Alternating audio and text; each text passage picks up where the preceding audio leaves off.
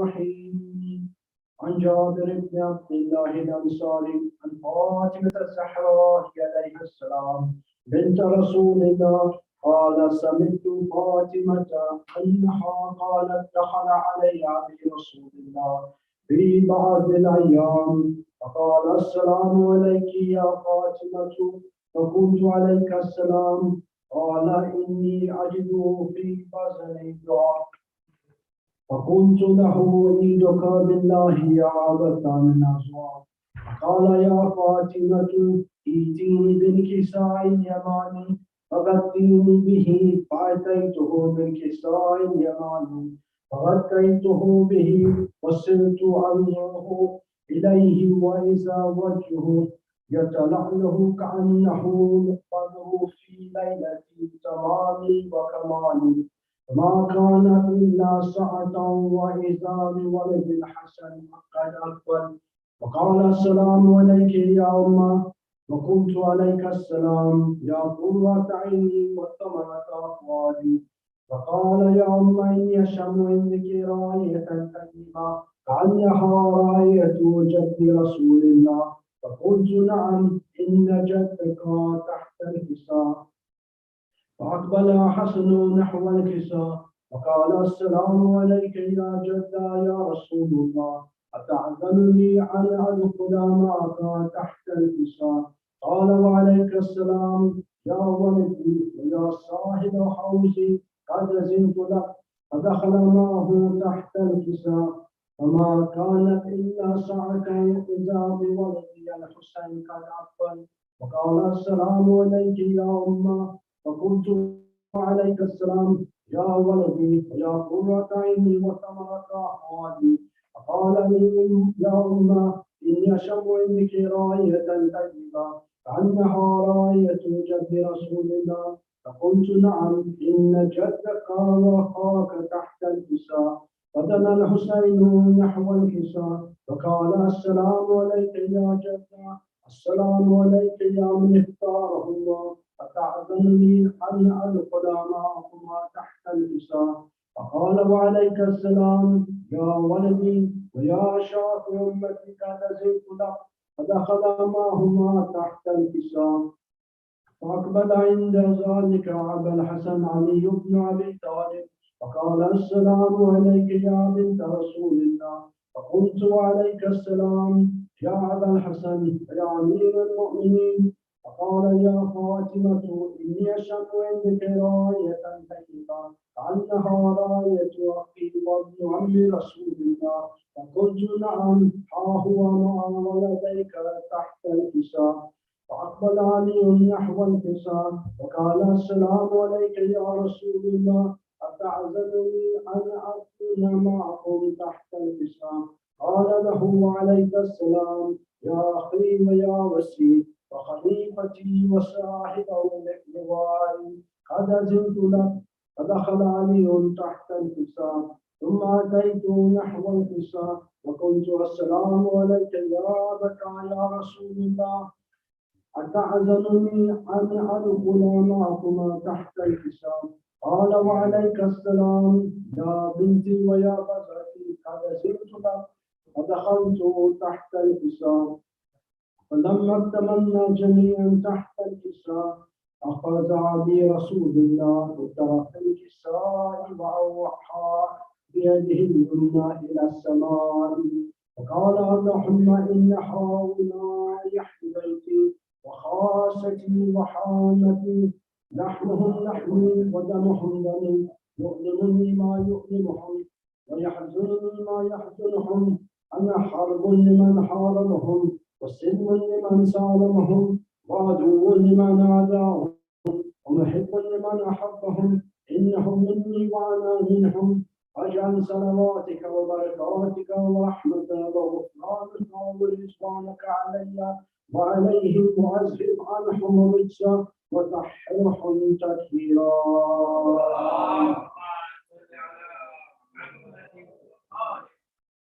قال الله عز وجل يا ملائكتي وسكان السماوات إني ما خلقت سماعا مبنيا ولا أرضا منهيا ولا قمرا منيرا ولا شمسا مضيئا ولا فلكا يدور ولا بحرا يجري لا فلكا يجري إلا في محبة هؤلاء الخمسة الذين هم تحت الكساء.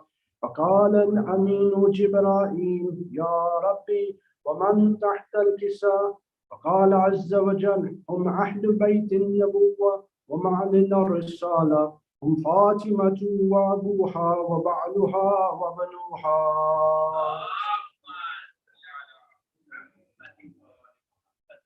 فقال جبرائيل: يا ربي أتعزنني أن أحبط إلى الأرض ليكون معهم سادسا؟ فقال الله: نعم قد أذنت لك. فحبت الأمين جبرائيل وقال: السلام عليك يا رسول الله. العلي الأكبر يقرئك السلام ويحزك بالتحية والإكرام ويقول لك: وعزتي جلالي إني ما خلقت سماء مبنية ولا أرضا مدهية ولا قمرا منيرا ولا شمسا مضيئا ولا فلكا يدور ولا بحرا يجري ولا فلكا يزري إلا لأجلكم ومحبتكم، وقد أذن لي أن أدخل معكم، فهل تعذرني يا رسول الله؟ فقال رسول الله عليه السلام: يا أمين وحي الله، إنه نعم قد أذنت لك. فدخل جبرائيل معنا تحت الكساء فقال لي: بي إن الله قد أوحى إليكم يقول: إنما يريد الله ليذهب عنكم الرجس عليهم إنما يريد الله ليذهب عنكم الرجس أهل البيت ويطهركم تطهيرا.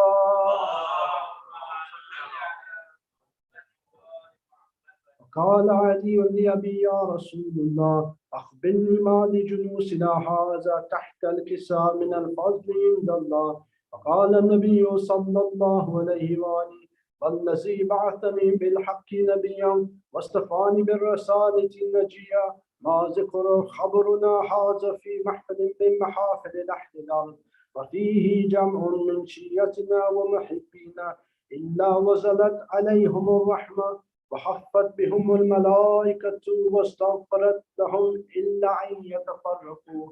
فقال علي عليه السلام: إذا والله فزنا وفاز شيعتنا ورب الكعبة. فقال أبي رسول الله صلى الله عليه وآله: يا علي والذي بعثني بالحق نبيا واصطفاني بالرسالة نجيا، ما ذكر خبرنا هذا في محفل من محافل الاحتلال، وفيه جمع من شيعتنا ومحبينا، وفيهم محموم إلا وفرج الله هما، ولا مغموم إلا وكشف الله غما، ولا طالب حاجة إلا وقضى الله حاجته. فقال علي عليه السلام: إذا والله فزنا وسعدنا، وكذلك شيعتنا فازوا وسعيدوا في الدنيا والآخرة ورب الكعبة. سورة المبارك الفاتحة.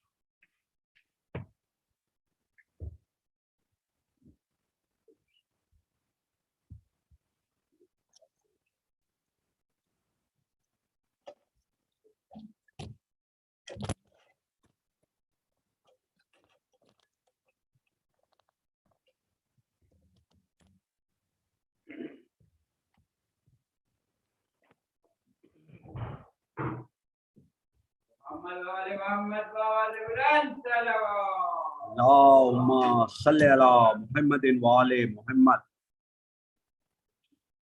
इस्लाम की खिदमत का सिला मांग रही है, हर साहिब गैरत से रिदा मांग रही है, परदेश में मरने की दुआ मांग रही है, अफसुर्दा है अफलाक से आपोश जमीन है, जिब्राइल जरा देखो ये ज़ैनब तो नहीं है। रसूल जादियां हाकिम के दस्तगीर हुई, मुसीबतें हराम शब पे कसीर हुई, गमे हुसैन में सैदानियां फकीर हुई।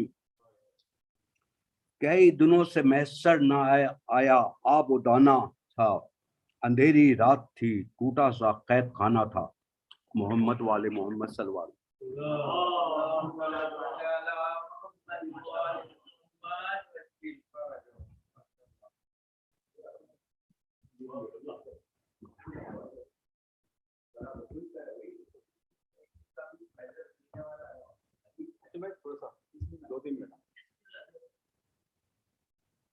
بیبی زینب بنت علی باواز بلند صلوات.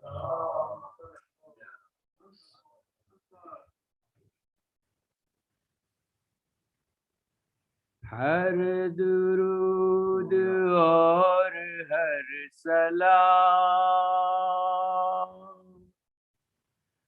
خواہر حسین تیرے نام، ہر درود اور ہر سلام خواہر حسین تیرے نام، ثانی جناب سیدہ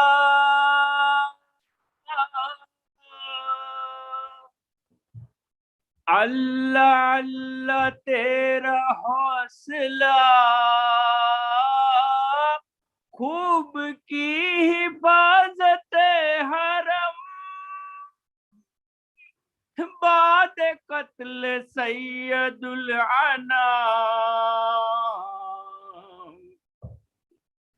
ہر درود اور ہر سلام. بی بی غم اٹھا ہے بہت، داغ دل پہ کھائے ہیں بہت، تجھ پہ اے حسین کی بہن ہو گئی مصیبت تمام، ہر درود اور ہر سلام. کربلا میں تیرے دل ربا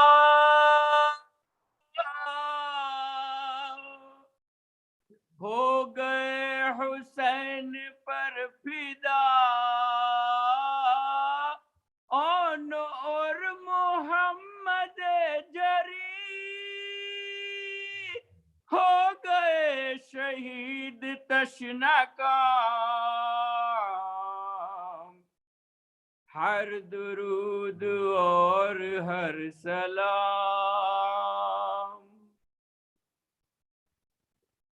میت پڑی ہے بے کفن،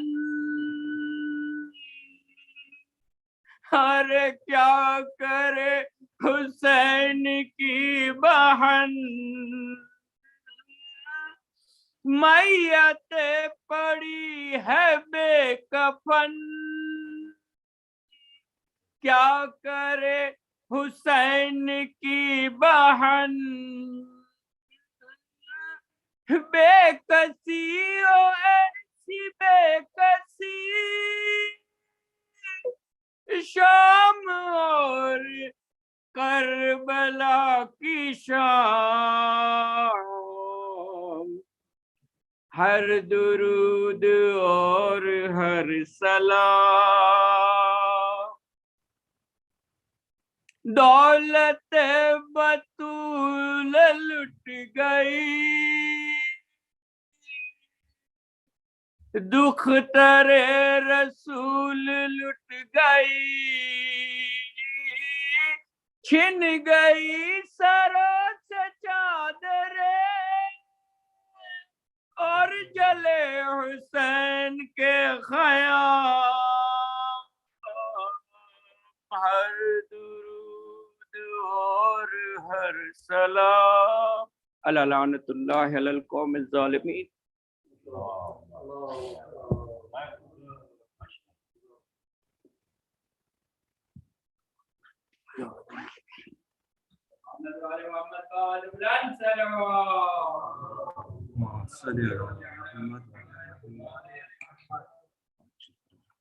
محمد والے محمد صلوات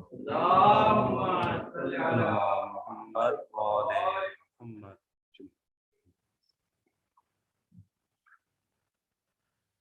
آئی جب کربو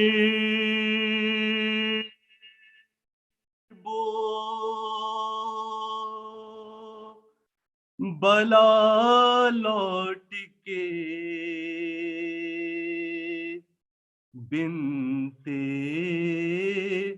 زہرا تو قبر عباس پہ زینب نے کیا یہ نوحہ. تو اگر ہوتا تو ایسا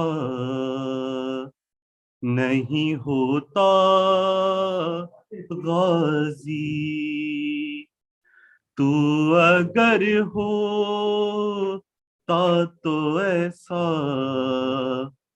نہیں ہوتا غازی.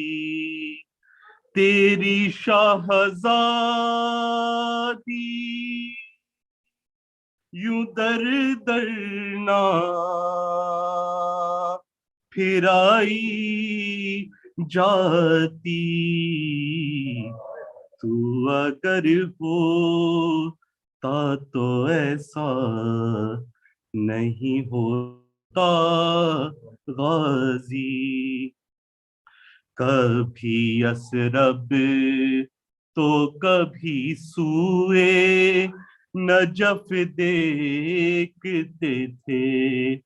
کبھی تیرے کٹ شانوں کی طرف دیکھتے تھے. شہن اکبر کے کلیجے سے نکالی برچھی. تو اگر ہوتا تو ایسا نہیں ہوتا غازی. ہو گئی ثانی زہرا بھی ضعیفہ عباس. سانس لیتی ہوں مگر میں نہیں زندہ عباس. تیرے ٹکڑوں کی قسم تیری بہن ٹوٹ گئی.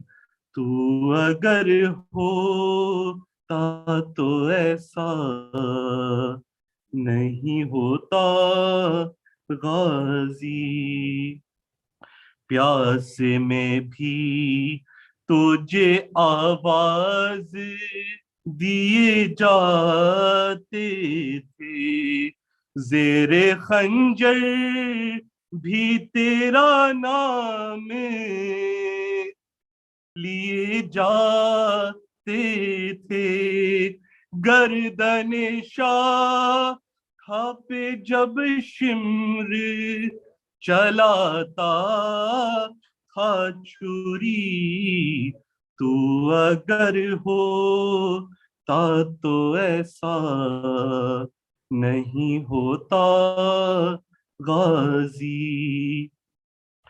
میرے ہاتھوں کو بھی رسی سے گیا تھا باندھا.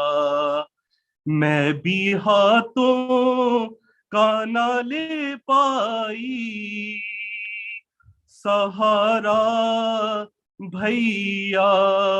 جیسے تو زی سے گرا ویسے میں ناکے سے گری. تو اگر ہوتا تو ایسا نہیں ہوتا غازی. کیسے بتلاؤں وہ دربار کا منظر بھیا. کھیلتا تھا سرور سے ستمگار بھیا. مارتا تھا میرے مظلوم کے ہونٹوں پہ چھڑی. تو اگر ہوتا تو ایسا نہیں ہوتا غازی.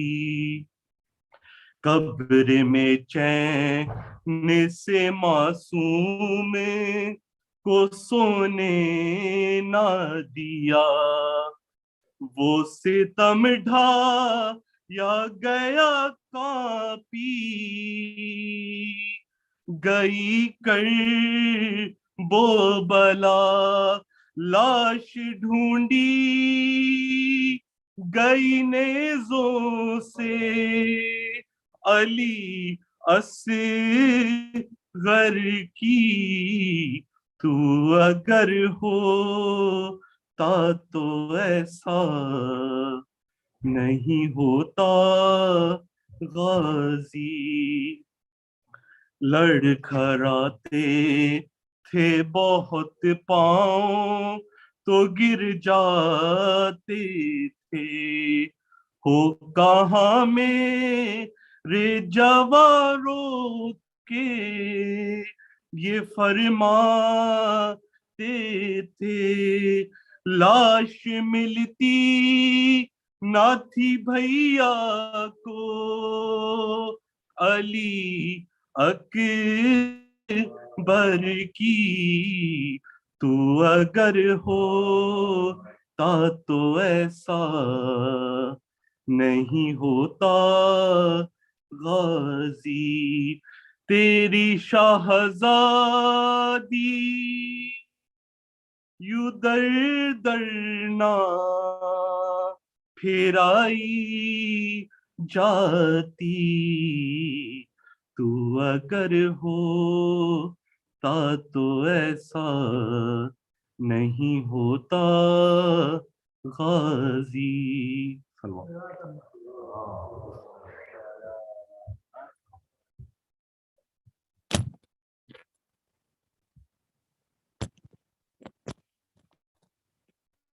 کتب ذوق اللہ مولانا فقیر عزیز صاحب سے کہ وہ محمد و آل محمد صلی اللہ علیہ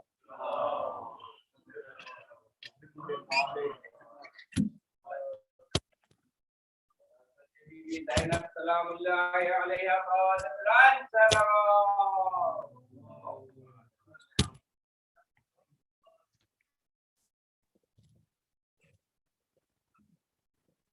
بالله من الشيطان الرجيم بسم الله الرحمن الرحيم الحمد لله رب العالمين والصلاة والسلام على أشرف الأنبياء والمرسلين سيدنا ومولانا أبي القاسم محمد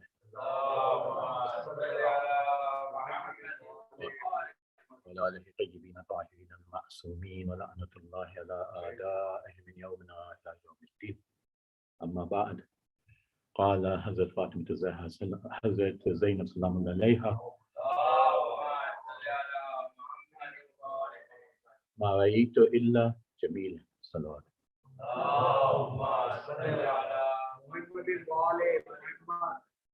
First of all, I'd like to extend my condolences to all on this sad evening marking the Shahadat of our beloved daughter of Amir al-Mu'mineen Ali ibn Abi Talib, Hazrat Zainab Salaam alayha. As her name was Zainab, she was certainly, that name in itself has a meaning, which means the beauty of her father. And certainly she was both in the form of her religious skills and in the form of her Islamic development, a beauty and an eye of the Imam of our time, of the Imam, the first Imam. The hadith that I've selected for you is a statement from our Holy Lady in which she says, I saw nothing but beauty. Where does she see that? Where does she say that? It's very important we understand about the individual, why she says these types of things, and how they came to be recorded as an insult for the enemies of Islam. And that is something very important that I want to conjure up in our conversation. But first of all, I mean, I don't want to embarrass Maulana in any way, but certainly Maulana as a Hadith, when I first went to Qom, he actually taught me the khutbah for the speeches. So Alhamdulillah, Maulana is he's at fault if I'm doing anything which favors him. But all the time I do feel quite embarrassed in front of Maulana when I'm speaking here whilst he says salawat. This beloved lady was born in the 5th Hijri, on the 5th of Jamad al-Awwal. And again, I always make this point, and I will continue to make this point as a essential factor of our learning, that we are in 1443. And when I say 5th Hijri, we should be able to conjure it up immediately how many years back, but we don't, sadly. So every single speech where I'm going to be here, I'll be making this particular point until it brings home to people that whilst we understand 2022, we should also understand 1443. And that is how we would recognize when we say 5th Hijri is when the Holy Lady was born. And she was martyred on the, she was martyred Hijri 62. So on the 15th of Rajab. Now, picking this tradition is very important. And that is that this statement was made when the enemies of Imam Hussein, when they that imprisoned the Holy Lady and the rest of the caravan, took them to their place of embarrassment, because that's what they were hoping, that they would have embarrassed the beloved lady and the Holy Family, that she was asked, what do you think of all this thing that God has done to you, Lord? And the lady, in her ilm that she was, she said, I saw nothing in these events except beauty. What was that beauty? Her brothers lying on the floor with their heads chopped off, that was beauty. Her child, the son who the person who was the image of the Holy Prophet, and this is one point I will discuss today, who was the image of the Holy Prophet, and not just the physical image. A lot of writers say that no, he was in fact a full knowledgeable image of the Holy Prophet.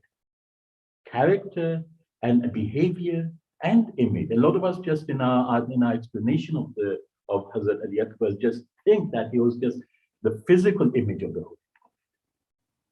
But no, he wasn't just a physical image of the Holy Prophet. He was a knowledge image of the Prophet.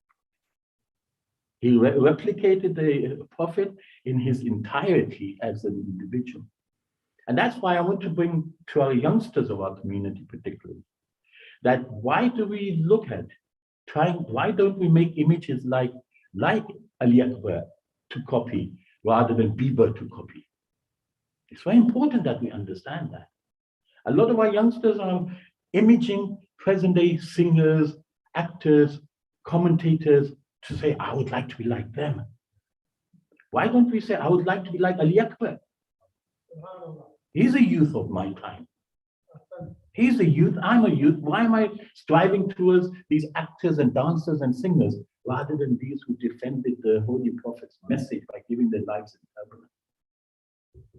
That's an important factor in our understanding, that we realize that our children, our youngsters, our youth should have a positive image for themselves. Not those who are artificially, and even these people, look at the history of these big shot actors and singers and everything. A lot of them commit suicides because their money doesn't reach them, their status doesn't reach them. But these people commit suicide whilst Ali Akbar gave his life for Imam Hussein. Huge difference in how one is giving one's life. So that's very important to understand. And that's why the Bibi was saying, because she saw the beauty of the message of the Holy Prophet continuing to succeed, even though the bodies were lying on the floor of her. That's the beauty she saw. The beauty she saw was Yazid embarrassed and Imam Hussein elevated. That's the beauty she saw. When she said, that I see nothing in this action of Allah subhanahu wa ta'ala on us other than the beauty. And the other beauty that the Holy Lady saw was that Imam Hussein, in the danger that was him He was facing in Karbala, yet still he was facing Allah to satisfy his demand. That's the beauty. She saw in Imam Hussein that Imam Hussein was willing to sacrifice everything that he had, but to get to God. That's the beauty. And you know what I say to some in many speeches of mine, the forces which Imam Hussein had, they were the beauty for him, the Holy Lady as well. She saw beauty in them that they were willing to sacrifice their lives for the Imam of their time. Whilst hundreds of thousands of people remained in Kufa, in Medina, in Mecca, and they remained absent from ascertaining this beauty for themselves as well.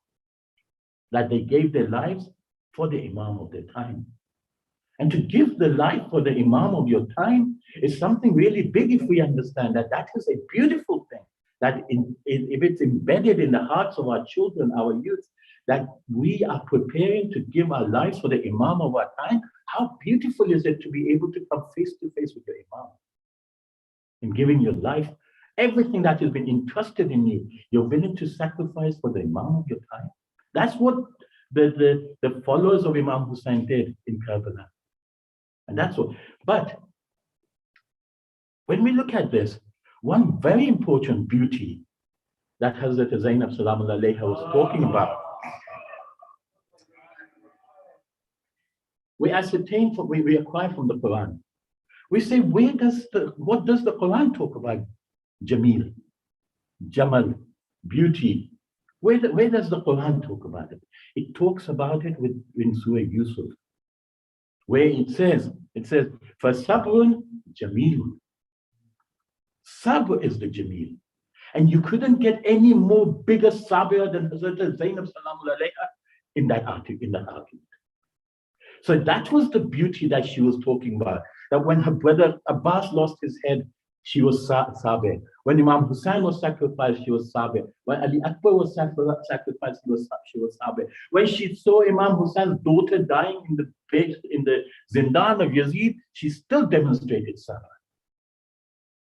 That was the beauty of our beloved lady. The ability to absorb the whole meaning of sabr, the whole meaning of demonstrating sabr, patience. But to demonstrate patience doesn't mean that if dhulm is taking place on you, that you say, oh, I'm doing sabr. There's a huge difference between doing sabr and fighting for your rights than being a coward and being afraid of the person who's doing dhulm. Even Bibi's sabr was demonstrated with bravery when she was face to face with Yazid and she articulated that big khutbah of hers in front of that evil man, where then the people around her, around that evil man, had to say, what, is this Ali who's speaking? Because they recognized the bravery of a sabir person when it comes to fight dhulm. Because when you're sabir and facing dhulm, you're not swearing and cursing and lying, but rather you're demonstrating the defense of truth in your sabr.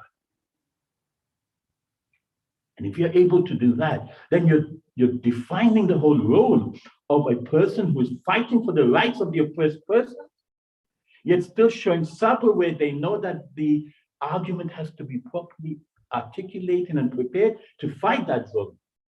There could be times when you have to sit hand on hand, like Imam Hassan, but he did not sit. People say he sat hand on hand by doing this treaty with Muawiyah, but he didn't.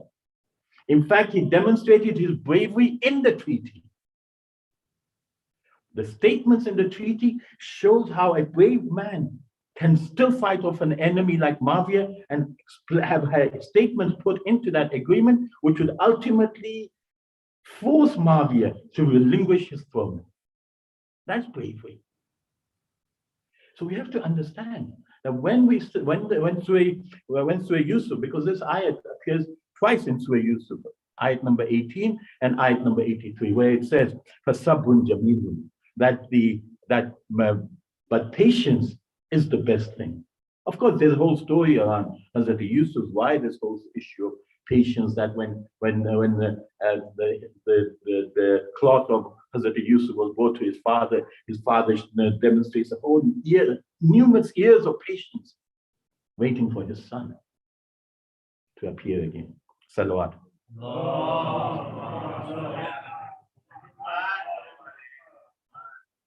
So when we say that patience is very important, and the whole event of our Holy Lady is demonstrated by how she confronted the events of Karbala. That you could see when she's preparing Hazrat Ali Akbar, you can see the patience in her. Now she knew that he was going to not return again from these events. But this not returning was not a suicide. This not returning was a sacrifice. Because a few years back, we had somebody on TV who was saying, oh, Imam Hussain committed suicide. We'll leave that to one side and leave it to your investigations and realize who to curse and who not to curse. But in reality, Imam Hussein's fighters were committing a sacrifice. What was that sacrifice for? Sometimes people sacrifice things that in return they will get some land, they will get some gold, they will get some harems, or they'll get something in return. There's an element of sacrifice where there's a return. But these people weren't going to get anything in return, were they? They were going to die. So what was that in return? That which was in return was behind the army of Yazid. What was behind the army of Yazid? The doors of Behisht. Because they knew they were going to die on the battlefront. So behind Yazid's army were the doors of Behisht. That is what they wanted from the sacrifice. The immediate entry into heaven. And that is what was guaranteed when Imam Hussain told these people that the Lord.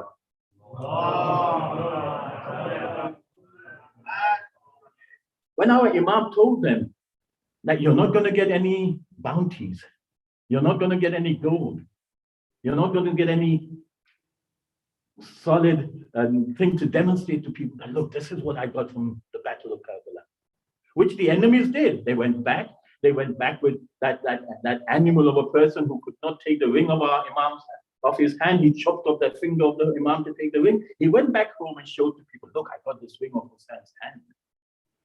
Yes, these people could demonstrate these things, but those who lay flat on the hot sands of Karbala with their heads chopped off, all they could demonstrate to their families was a shaheed.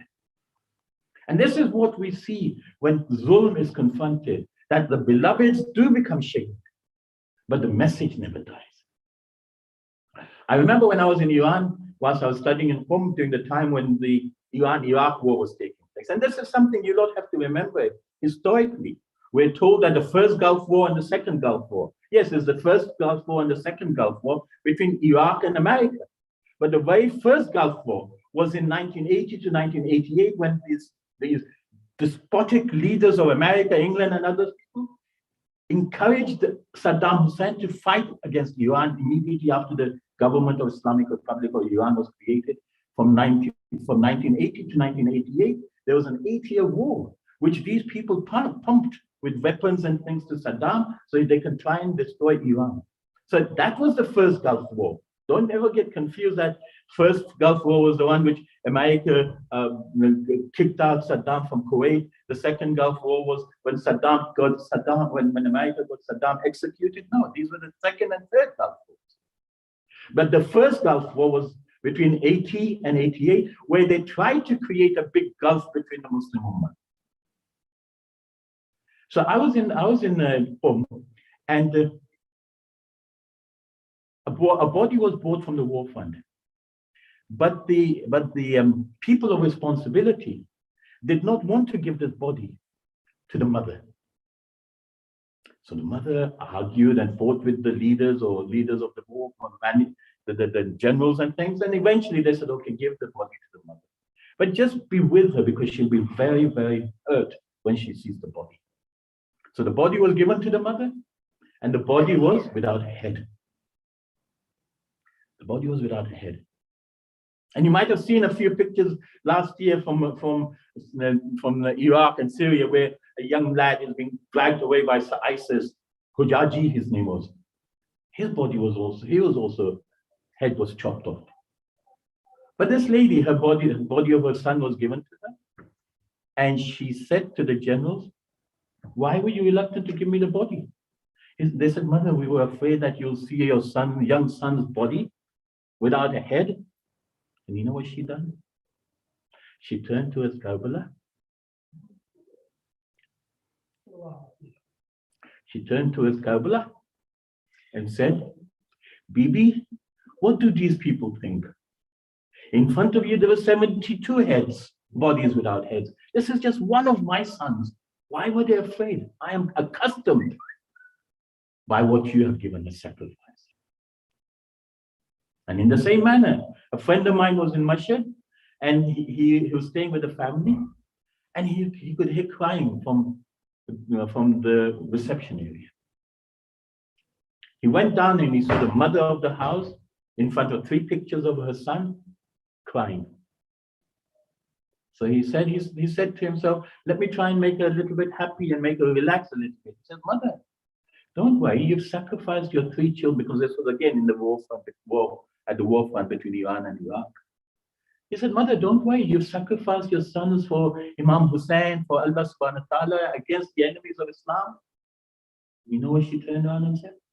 She says, son, I'm not worried about sacrificing these 3 sons. I'm crying that why God didn't give me a 4th one to also sacrifice. Wow. These are the followers of Hazrat Zainab sallallahu alayhi wa. These are the realities where they are preparing themselves to give to the world Ali Akbars of their time. Not Bibas of this time. Not any other actors or actresses of this time. They're trying to prepare the Ali Akbars. So when the Imam of our time appears, he can also feel happy that those children of his time have prepared themselves to look like, behave like, and act like Ali. Not some example of crazy people who have nothing to offer in this world other than show off their bank balances. Salawat.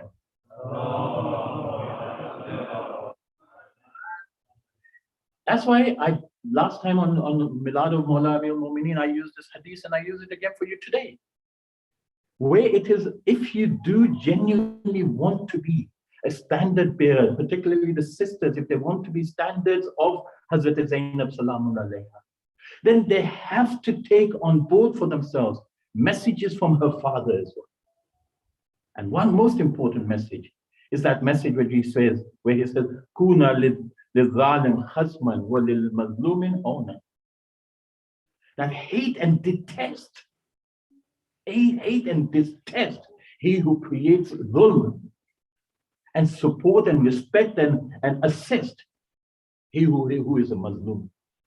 And that is what our Bibi demonstrated to the world. That look what happened to my Muslim brother. And look what Yazid Zulm did to the Muslim Ummah by fighting against the son of the Holy Prophet, killing the grandchildren of the Holy Prophet. This is Zulm which she demonstrated and showed that how much she could hate in her speech, but not by swearing or cursing or lying, yet by giving the message of the truth and defending the truth of a Muslim.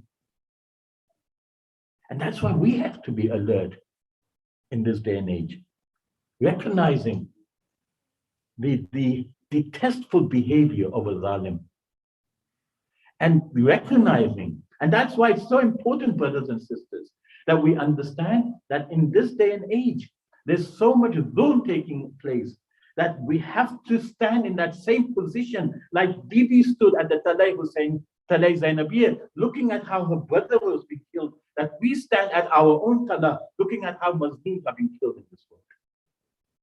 We create a platform for not just observing, but also being a participant to destroy that dhulm. At least if we can't go and fight it, at least we can talk about it and prevent it. At least if we cannot look at how the occupiers of Palestine are killing young children in Palestine, at least we should speak out and say, look at these zalims and stop these zalims from killing our children in Palestine.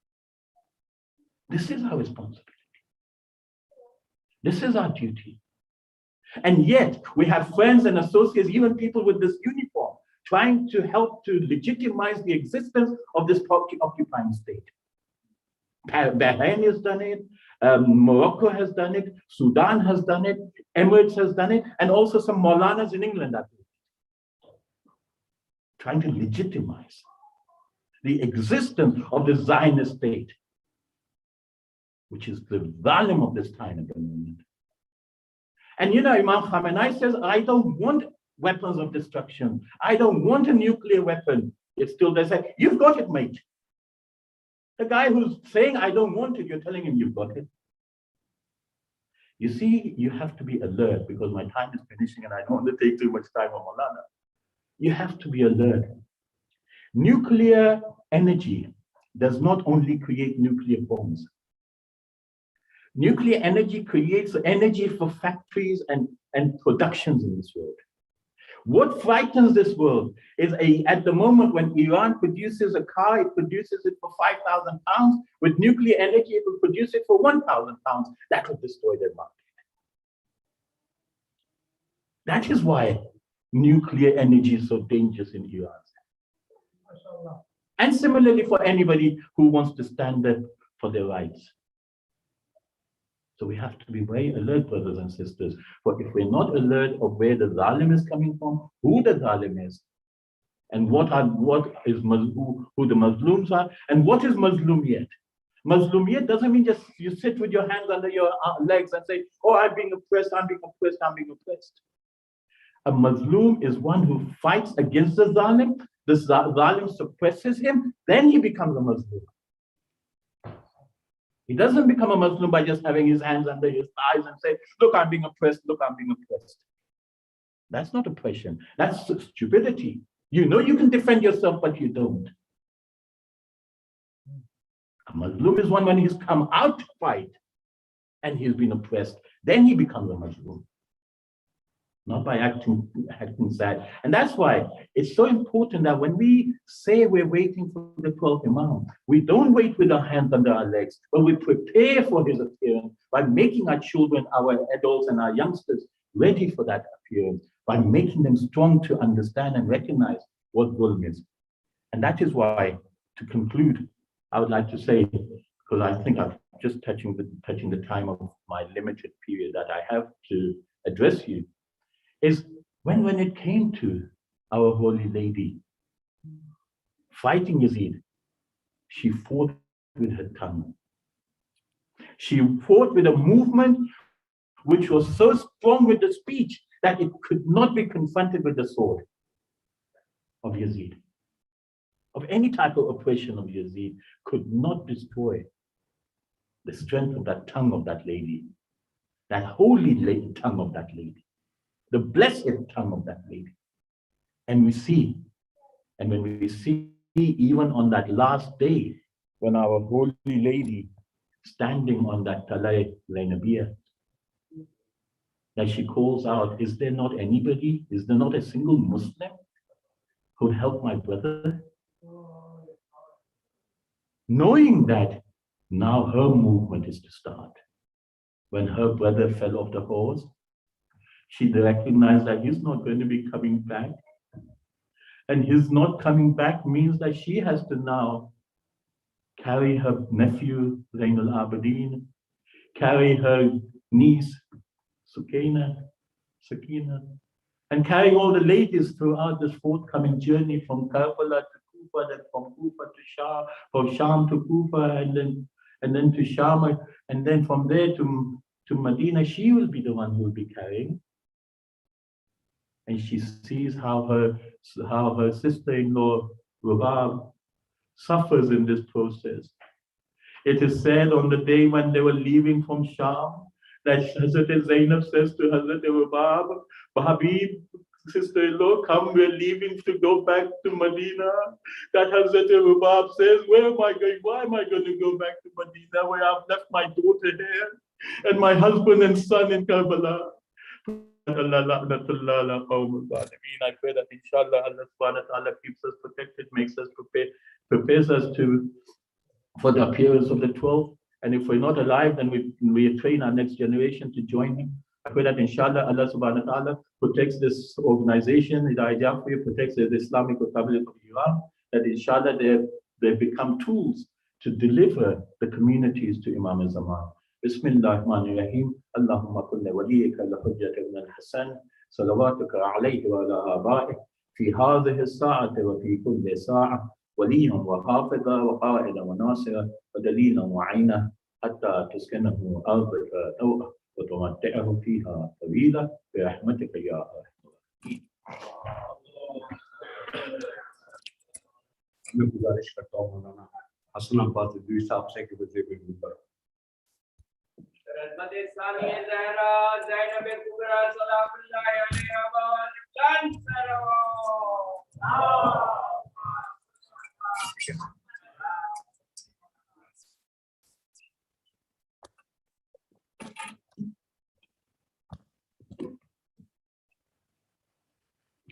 ایک سورہ فاتحہ کی درخواست ہے تمام مرحومین مومنین مومنات کے لیے، شہدائے ملت جعفریہ کے لیے، خصوصاً سسٹر رضیہ کاظمی کے جو مرحومین ہیں ان کے لیے کہ انہوں نے آج مجلس کو اسپانسر کیا. بسم اللہ الرحمن الرحیم.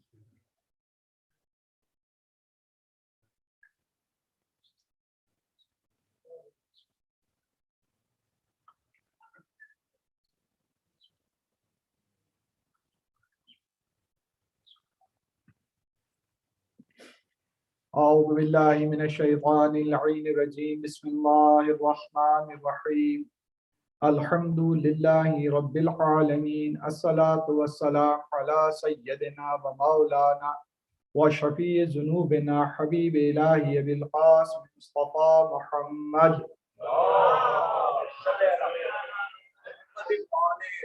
وعلى أهل بيته الطيبين الطاهرين المعصومين لا سيما بقية الله العظم ولعنة الله على أعدائهم ومنكري فضائلهم ومصائبهم أجمعين من الآن إلى يوم الدين.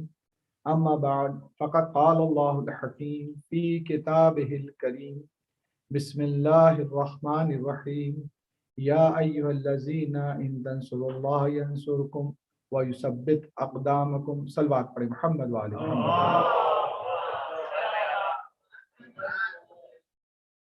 عزیزان محترم، سب سے پہلے میں آپ تمام حضرات کی خدمت میں خصوصاً اپنے مولا و آقا امام زمانہ عجل اللہ تعالی فرجہ شریف صلوات پڑھیں محمد کی خدمت میں تعزیت و تسلیت عرض کرتا ہوں شہادت جناب زینب کبریٰ سلام اللہ علیہا پر. خداوند متعال سے دعا کرتا ہوں خداوند متعال ہمیں جناب زینب کی سیرت پر عمل کرنے کی توفیق عطا فرمائے اور جناب زینب ان کی والدہ کی ہمیں شفاعت نصیب فرمائے. عزیزان محترم، جس آیت کی تلاوت کا شرف حاصل کیا سورہ محمد کی آیت ہے. اس میں اللہ سبحانہ وتعالیٰ ارشاد فرما رہا ہے اور ارشاد فرمانے والا اس انداز سے مسلمانوں سے مومنین سے کہہ رہا ہے یا ایھا الذین آمنوا ان تنصروا اللہ ینصرکم ویثبت اقدامکم. اللہ سبحانہ تعالیٰ کہہ رہا ہے کہ اے مومنوں، اے صاحبان ایمان، اگر تم اللہ کی مدد کرو گے تو اللہ تمہاری مدد کرے گا اور تمہارے قدموں کو جما دے گا. یہ وہ خداوند متعال مدد طلب کر رہا ہے مومن سے جو خود علی کل شیء قدیر ہے، جو ہر چیز پر قدرت رکھنے والا ہے. تو انسان سے وہ کس چیز کی، مومن سے وہ کس چیز کی مدد کو طلب کر رہا ہے؟ خدا کو ہماری مدد کی کیا ضرورت ہے اور خدا ہم سے مدد کیوں چاہ رہا ہے؟ البتہ جو مدد طلب کی ہے اس کے بعد خدا اس کو جو بینیفٹ بیان کر رہا ہے، اس کا جو فائدہ بیان کر رہا ہے، وہ یہ بیان کر رہا ہے کہ جواب میں خدا تمہاری مدد کرے گا. ان تنصروا اللہ، اگر تم اللہ کی مدد کرو ینصرکم تو اللہ تمہاری مدد کرے گا. اور دوسرا بینیفٹ یہ ہوگا وہ یثبت اقدامکم، تمہارے قدموں کو جما دے گا، ثابت قدم بنا دے گا خدا. لیکن یہاں پہ سوال یہ پیدا ہوتا ہے کہ خدا جو علی کل شیء قدیر ہے، وہ خداوند متعال جس کے لیے کہا جاتا ہے لا حول ولا قوت الا باللہ، وہ خدا انسان سے، ایک مومن سے کون سی مدد طلب کرتا ہے؟ اس کو کیا ضرورت ہے کہ وہ انسان سے، مومن سے جو ہے وہ کوئی مدد کو طلب کرے؟ یقیناً خدا کی طلب جو ہے، مدد کی طلب جو ہے وہ یہ ہے خدا کی دین کی نصرت. تاریخ میں جو مثال ہے کہ جب جناب ابراہیم علیہ نبی نوالی علیہ السلام نے خانہ کعبہ بنایا تو خانہ کعبہ جہاں بنایا گیا تو اس کو دوبارہ جو تعمیر کیا گیا تو ایک بنجر زمین تھی پانی بھی وہاں آپ کے بیٹے کے قدموں سے نکلا تھا، بنجر زمین، بیابان زمین تھی، کوئی نہیں رہتا تھا وہاں پر. تو جب کعبہ تیار ہو چکا تو کہا تم ندا دو، بلاؤ لوگوں کو حج کے لیے. تو جناب ابراہیم کہتے ہیں کہ خدا میں کس کو ندا دوں اور کس کو میں بلاؤں؟ کون میری آواز کو سنے گا؟ اس بیابان میں میری آواز کون سننے والا ہے؟ خدا بند متعال نے کہا تم آزان دو، تم بلاؤ، تم ندا دو، اس ندا کا پہنچانا ہمارا کام. تو خدا بند متعال نے بھائی جناب ابراہیم نے وہ آواز کو بلند کیا. وہ آواز آج تک گونج رہی ہے. آج تک لبیک اللہم لبیک کہہ کے مسلمان جو وہاں پہنچتے کس کو لبیک کہہ رہے ہوتے؟ اسی ندا کو لبیک کہہ رہے ہوتے، اسی صدا کو لبیک کہہ رہے ہوتے. یعنی خدا بند متعال کہہ رہا ہے ابراہیم آپ اپنا کام انجام دیں، میں اپنا کام انجام دوں گا. لہٰذا خدا بند متعال نے جناب ابراہیم کو لاؤڈ اسپیکر کی ضرورت نہیں پڑی، کوئی ای میلز کی ضرورت نہیں پڑی، کوئی فیس بک اور واٹس ایپ اس پر یہ سب چیزیں نہیں تھیں، سوشل میڈیا وغیرہ نہیں تھا، کوئی پرنٹ میڈیا موجود نہیں تھا، نہ کوئی جو ہے کسی اور قسم کا میڈیا موجود تھا، کچھ بھی موجود نہیں تھا، بیابان تھا. لیکن خدا بند متعال نے، کیونکہ خدا بند متعال کی نصرت کے لیے نکلے تھے، تنصر اللہ، جو اللہ کی نصرت کرے انصرکم، اللہ کہتا ہے پھر میں تمہاری نصرت کروں گا، پھر کروں گا اور تمہارے قدموں کو بھی جما دوں گا، یثبت اقدامکم، تمہارے قدموں کو بھی جما دوں گا. تو اللہ سبحانہ و تعالیٰ کے لیے کیونکہ نکلے تھے، اللہ کی مدد نہیں، اللہ کے دین کی مدد. لہٰذا اللہ نے آج جناب ابراہیم کی ندا کو عام کر دیا. آج دنیا بھر سے مسلمان جو ہیں وہ جاتے ہیں، حج کے لیے جاتے ہیں. لیکن ایک ندا جو تھی وہ کربلا میں گونجی تھی، حل من ناس ینصرنا، اسی علی کل شیء قدیر کا جو مظہر ہے حسین علیہ السلام. امام حسین علیہ السلام کو کس چیز کی ضرورت تھی اور کون سی نصرت چاہتے تھے؟ دن اور رات آپ مجالس اور محافل میں سنا کرتے ہیں، آپ سب کا عقیدہ ہے اہل بیت ہمارے ولایت تکوینی رکھتے تھے، ہم ولایت تکوینی قائل ہیں اہل بیت علیہ السلام کے. یعنی وہ ان کو کسی کو اذن اور بلانے اور کسی لشکر کو کریٹ کرنے اور جنوں کو حکم دینے اور ملائکہ کو بلانے کی ضرورت نہیں تھی، جبکہ ملائکہ نے بھی اذن مانگا تھا، اجنہ نے بھی یعنی جنوں نے بھی اذن مانگا تھا، لیکن امام نے نہیں دیا. ضرورت نہیں تھی امام کو لاؤ لشکر کی، نہ افراد کی امام علیہ السلام کو ضرورت. امام جو تھے حجت خدا تھے، صاحب اذن الہی تھے. ان کے اذن سے کیا، ان کے چاہنے سے جو جاتے امام ہو جاتا، زمین جو ہے زیر و زبر ہو جاتی، پورا لشکر صرف چاہنے سے امام کے، بغیر کسی لشکر کے، بغیر کسی تلوار کے، بغیر کسی قدرت کے، بغیر کسی طاقت کے استعمال کیے. امام چاہتے تو کر سکتے تھے، لیکن امام علیہ السلام نے ایسا نہیں کیا. تو امام علیہ السلام نے ایسا اس لیے نہیں کیا کہ وہ جانتے تھے میرے چاہنے والے ایسا نہیں کر سکتے، وہ نہیں کر سکتے خدا کے راستے میں کہ وہ ارادہ کریں اور جو ہے. ورنہ آپ نے سن رکھا ہے جب امام زمانہ عجل اللہ تعالیٰ فتح شریف کہ امام کی جو اصل حکومت ہوگی اور اصل ظہور ہوگا اس کا تعلق اعجاز و معجزات سے نہیں ہے، وہ فزیکل اور دنیا میں موجود جو حالات، کرنٹ حالات جو ہوں گے اس کی بنا پہ امام کا ظہور ہونے والا ہے. وہ حالات صرف معجزات کی بنا پہ تو آج بھی ظہور کر سکتا ہے خدا نے متعال، وہ اللہ کو کرنا نہیں. ہاں لیکن اس ظہور کے ساتھ چند ایک اعجازات ہوں گے، معجزات ہوں گے، تاکہ لوگوں کا ایمان پختہ ہو جائے، تاکہ لوگ جو ہے مطمئن ہو جائیں، ان کے اطمینان کی ہوگی. اصل حکومت امام جو ہوگی وہ انسانی اصولوں پر، اقدار پر، دینی اصولوں پر قائم ہوگی. تو وہاں پہ آپ جانتے ہیں کہ امام علیہ السلام کی جو لشکر نکلے گا وہ لشکر دھس جائے گا. کس کے اذن سے دھس جائے گا؟ کیوں دھس جائے گا؟ تو امام کے مقابلے میں نکلا ہوگا. تو جب زمانے کے امام، اس وقت کے امام کے مقابلے میں لشکر نکلے وہ بیچ میں دھس جائے تو کیا یہ کربلا کا لشکر نہیں دھس سکتا تھا؟ دھس بھی سکتا تھا، خدا بھی دھس آ سکتا، امام بھی کر سکتے. لیکن امام علیہ السلام کہہ رہے ہیں میں نصرت طلب کر رہا ہوں. نصرت طلب کیا کر رہے ہیں؟ یعنی کہ دین کی نصرت طلب کر رہے ہیں.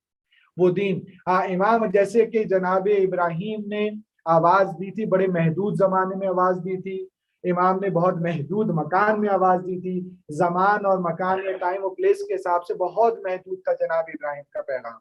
لیکن اللہ سبحانہ تعالیٰ نے اسے ٹائم سے اور زمانے سے اور مکان سے اسے آزاد کر دیا کہ برسوں گزر گئے جناب ابراہیم کو، آج بھی ان کی آواز باقی ہے، آج بھی ان کا جو ہے ندا باقی، آج بھی ان کے نام پر جو حج ہو رہا ہے، آج بھی اس اراکین حج جو ہے ان کو ادا کیا جا رہا ہے. اللہ نے اس زمان و مکان سارے بیریئر کو توڑ دیا.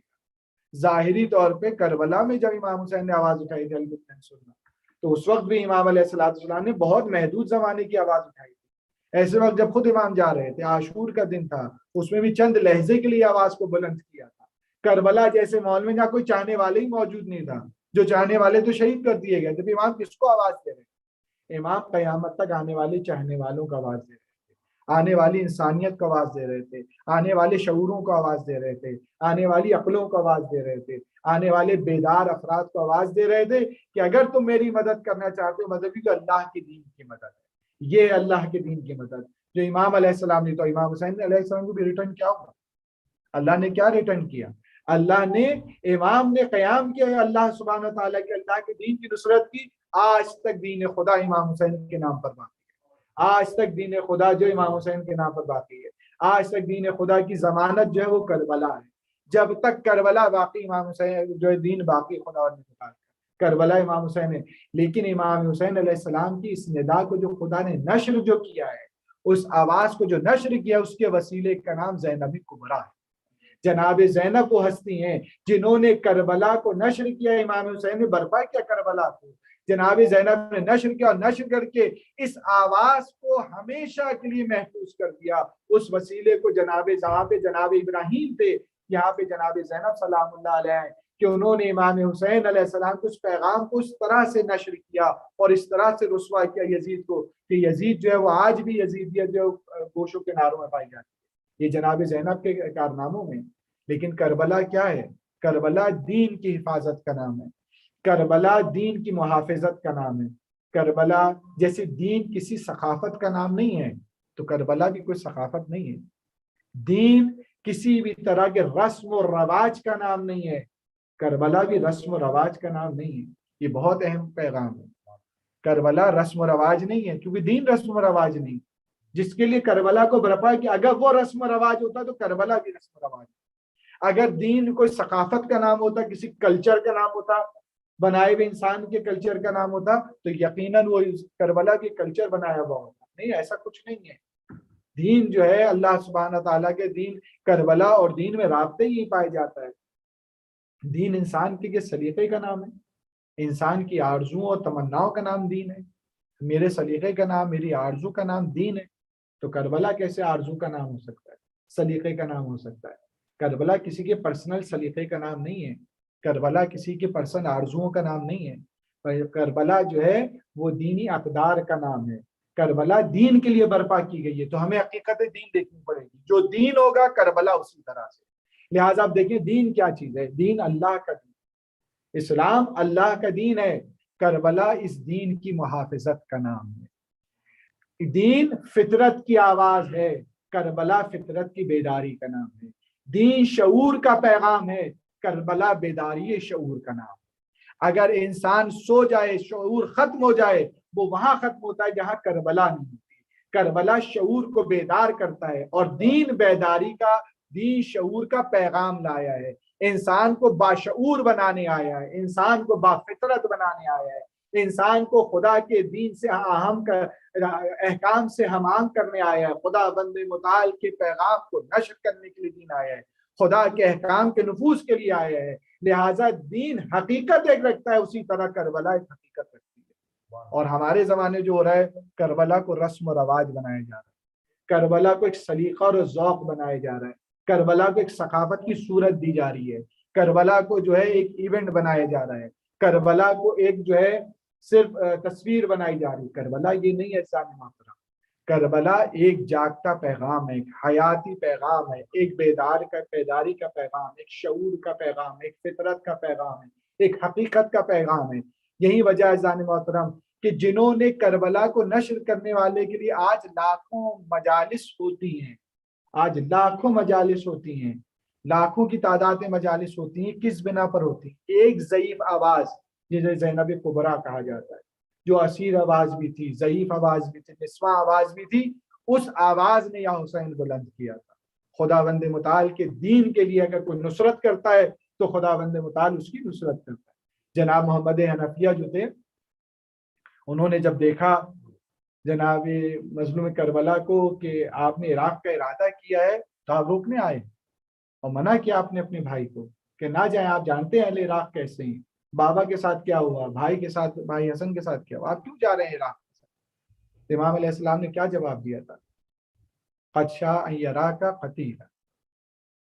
میرے نبی نے کہا، میرے نانا نے یہ کہا ہے کہ خدا یہ چاہتا ہے کہ تم کو قتیل دیکھے، مقتول دیکھے، تمہارا قتل خدا ان متعال دیکھنا چاہتا ہے. اخرج الی العراق، چلو عراق کی طرف نکل چلو. کہا حکم دیا ہے میرے نانا نے مجھے, وہ مجھے قتیل دیکھنا چاہتا ہے. تو جیسے ہی سنا کہ اسی سے تو ڈر رہے تھے محمد حنفیہ, کس چیز سے ڈر رہے تھے؟ امام حسین قتل سے ڈر رہے تھے. انہوں نے دیکھا یہ تو قتلی کے نام سے نکلے ہیں, یہ تو قتلی کے نام سے جا رہے ہیں, تو انہوں نے سر جھکایا اور پڑھا انا للہ و انا الیہ راجعون. سمجھ گئے کہ یہ تو اب سفر خطرناک ترین سفر ہے جو امام جا رہا ہے, اور یہ ختم جو ہے شہادت کی طرف سفر جا رہا ہے. جب کہا تو پھر انہوں نے رک کر کہا کہ اچھا مولا آپ جا رہے ہیں تو ان بچوں کو کیوں لے کر جا رہے ہیں, ان خواتین کو کیوں لے کر جا رہے ہیں؟ اللہ آپ کو قتیل دیکھنا چاہتا ہے. تو پھر کہا قد شاء, اللہ تعالیٰ سے ان اللہ قد شاء, یقیناً بے شک اللہ چاہتا یہ یرا بہن سبایا, یرا بہن سبایا, خدا بند متعال ان کو اسیر دیکھنا چاہتا ہے, خدا اسیر دیکھنا چاہتا ہے. سوال ہے یہاں پہ جاننے والا, حسین کو قتیل دیکھنا چاہتا ہے, ان کو سبائے اسیر دیکھنا چاہتا ہے, ان کو جو ہے اسیر دیکھنا چاہتا ہے, ان کو قتیل دیکھنا چاہتا ہے. تو خدا کیوں چاہتا ہے؟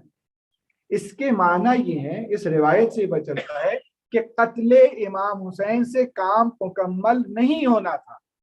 اگر قتل امام سے جو کاروان دین چلنے لگتا اور دین کی ضمانت ہو جاتی, دین بچ جاتا, قیامت تک کے لیے دین بچ جاتا, پھر بیویوں کی اسیری کی بات نہیں آتی. لیکن اللہ سبحانہ تعالیٰ کے یہ چاہنا کہ میں ان کو اسیر بھی دیکھنا چاہتا ہوں, اس کے معنی یہ ہے قتل امام حسین اور اسارت جناب زینب مکمل دیگر ہے, ایک دوسرے کے جو ہے مکمل کیا, بغیر اس کے کربلا ناقص, بغیر اس کے, جس کی ایک مثال مشہور سی مثال دیا کرتا ہوں, جیسے H2 پانی کا فارمولا ہے, نہ آکسیجن نہ ہائیڈروجن, دونوں کافی نہیں انسان کی سیراب کرنے کے. جیسے وہ پانی آب حیات ہے, لیکن وہ پانی آب حیات ہے جسم کے لیے, فزیکل چیزوں کے لیے آب حیات ہے, اور کربلا آب حیات ہے قتل حسین سے اور اسارت جناب زینب سے. ان دو کو جب ملائے جاتا ہے تو کربلا ایک آب حیات بنتا ہے جو روحانیت کو سیراب کرتا ہے, جو معنویت کو سیراب کرتا ہے, جو دین کو سیراب کرتا ہے, جو عقیدے کو سیراب کرتا ہے, جو اخلاق کو سیراب کرتا ہے, جو اقدار کو سیراب کرتا ہے, جو عبادت کو سیراب کرتا ہے, جو احکامات کو سیراب کرتا ہے, جو اخلاقیات کو سیراب کرتا ہے. دین وہ ہے, کربلا وہ ہے جو حقیقت میں دین کا احیاء کا نام, دین کو زندہ کر دینے کا نام ہے. جناب زینب کی یعنی یہاں پہ اس روایت سے بات واضح ہے کہ بغیر جناب زینب سلام اللہ علیہ کے قیام امام حسین کافی نہیں تھا. لہٰذا امام جناب زینب کو شریکت الحسین کا خطاب دیا گیا کہ حسین کے بغیر جناب زینب کے حسین کا مشن کامیاب نہیں ہو سکتا تھا. جناب زینب نے اسے کامیاب بنایا ہے. وہاں اگر امام حسین قتل نہ کرتے تو وہ نشر کیا کرتے؟ میں یہ نہیں کہہ رہا ہوں جناب زینب کو فضیلت رکھتی ہیں, ہماری الٹا ایک دم چلی جاتی ہے. جناب زینب فضیلت نہیں رکھتی ہیں. اگر امام حسین قتل ہی نہ ہوتے, کربلا کو برپا ہی نہ کرتے, تو پیغام کس کا نشر کرتے؟ پیغام انہوں نے نشر کیا قتل حسین پر, امام حسین علیہ السلام کے پیغام کو نشر کیا. اس قتل کو امام اتنا پرچار کیا کہ آج دنیا جو ہے وہ قتل امام حسین کو چھپا نہیں سکتی. صاحب غدیر جو تھے آیت اللہ امینی, ان سے کسی عالم دین نے سوال کیا کہ آپ لوگ کتنا یا حسین کریں گے, کب تک یا حسین کریں گے, کب تک گریا کریں گے؟ صاحب الغدیر جو آیت اللہ امینی تھے, بہت بڑے محقق تھے, تو انہوں نے کہا کب تک کریں گے؟ تو انہوں نے جواب دیا, کہا کہ ہم کربلا اس لیے برپا کرتے ہیں کیونکہ ہم نے غدیر میں شور نہیں مچایا تھا, لہٰذا غدیر کو ہم نے برپا اس طرح نہیں کیا تھا, لوگوں نے غدیر کو بھلا دیا. صلوات پڑھیں محمد وعلی محمد.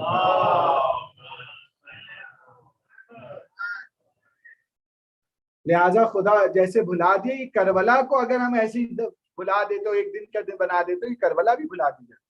لہٰذا ہم کربلا کو بھولنے نہیں دیں گے, نہیں بھولنے دیں گے. حق و باطل کی جنگ ہے. یہاں پہ یہ مقدمہ بیان کیا, بس میں بات کو تمام کروں گا, وقت زیادہ ہو رہا ہے. ثانی باتیں بھی بتائیے کہ کارناموں میں جناب زینب, چند ایک کارناموں میں ایک بہترین کارنامہ یہ تھا. حقیقت یہ ہے کہ یزید کے عقیدوں میں اور معاویہ کے عقیدوں میں کوئی خاص فرق نہیں تھا. روشوں میں فرق تھا, عقیدے میں فرق نہیں تھا, نظریے میں فرق نہیں تھا. باپ بیٹے کا نظریہ ایک تھا, عقیدہ ایک تھا. جب ایک شخص آتا ہے اور آ کر کہتا ہے کتنا بنی ہاشم پر ظلم کرو گے, کتنا ان کی شیعوں کو مارو گے, کاٹو گے, ہر جگہ جو شیعوں پہ مار کاٹتے, ہر جگہ بنی ہاشم پر, کہ کتنا کرو گے, بس کرو. تو وہ کہتا ہے پلٹ کر, کیونکہ پرسنل اس کا دوست تھا اور ہوتا ہے, پلٹ کر کہتا ہے کہتے ہیں کہ جب تک میناروں سے محمد رسول اللہ کی آواز محمد اس آواز کو میں دفن نہ کر لوں اس وقت تک مجھے سکون نہیں ہوگا. کس کا عقیدہ ہے؟ امیر شام کا عقیدہ ہے. اس آواز کو، کیونکہ اس آواز کے بلند ہونے سے بنی ہاشم کی گردنیں بلند ہو جاتی ہیں، اس آواز کے بلند ہونے سے، اس ندا کے آنے سے بنی ہاشم کا وقار بلند ہو جاتا ہے کہ ان میں سے تھے، لہٰذا میں اس آواز کو جو ہے دفن کر دوں گا. لیکن ہاں وہ یہ جانتا تھا کہ ابھی وقت ایسا نہیں آیا ہے، ایسا کر نہیں سکتا میں، ابھی محمد رسول اللہ کہا جائے گا، ابھی اذان کو میں دفن نہیں کر سکتا ہوں. تو اس کے معنی وہ کیا کرتا تھا؟ یعنی اس نے نفاق کا راستہ پکڑا ہوا تھا، نفاق کا راستے کو پکڑا ہوا اور انتظار کر رہا تھا کب اپنے کفر کو برملا کرے. وہ اس کے زمانے میں ہوا. اور یزید سے جو مسٹیک کہی جائے، خطا کہی جائے ظاہری طور پر، وہ یہ ہوئی تھی کہ وہ یہ سمجھا تھا کہ وہ زمانہ آ گیا کہ اسلام ضعیف ہو چکا ہے، اب کفر کو برملا کہا جا سکتا ہے. بس یہ فرق تھا اس میں. کفر کے دونوں کے عقیدہ دونوں کا ایک تھا، بس روش کا فرق تھا. اس نے نفاق کو اپنایا ہوا تھا، اس نے کفر کو برملا کر. وہ سمجھا حسین کو قتل کر دیا. امام یقین کا رہزان محترم امام حسین، صلوات پڑھیں محمد و آل محمد.